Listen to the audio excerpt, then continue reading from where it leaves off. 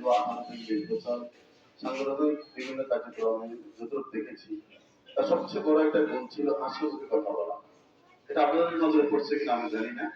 যখনই যেখানে সাথে আমি গত কয়েক মাস আগে বসে রাখছিলাম আমাদের সফরে দেখে আধা করে ধরে বুকে বুকে জড়াই এলাম নিজের আপন ভাইকে পাইতে খুশি দিতে এরকম খুশি হয়েছে যেখানে যে দেখা হাসি মুখ ছিল।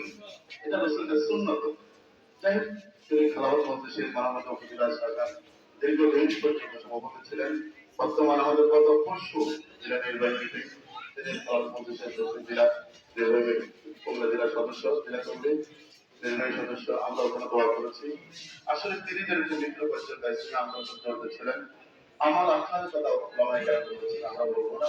সুতরাং আসুন আমরা সকলে মিত্র পর্যন্ত ইসলামী আন্দোলনের সাথে দিন কায়েমের আন্দোলন শুরু করি। আল্লাহ আমরা সকলকে মৃত্যু পর্যন্ত দিন কায়েমের বেশি অংশগ্রহণ করার তৌফিক দান করুন। আমিন ওয়া আখিরু দাওয়ানা আলহামদুলিল্লাহি রাব্বিল আলামিন। সম্মানিত উপস্থিতি, এই পর্যায়ে সংক্ষিপ্ত আলোচনা নিয়ে আসছেন উত্তর হাওড়া হাই ইসলামী কলেজের অধ্যক্ষ জনাব এস.এম. শেখ কামাল সাহেব।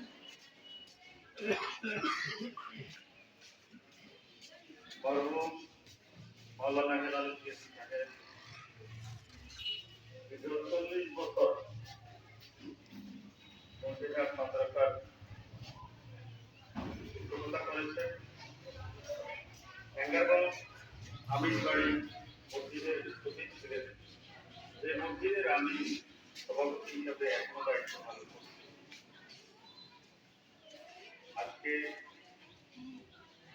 এই মরহুমের আমাদের জানাজায় সমবেত মুসল্লিয়ান কেরাম, আসসালামু আলাইকুম। ইতিমধ্যে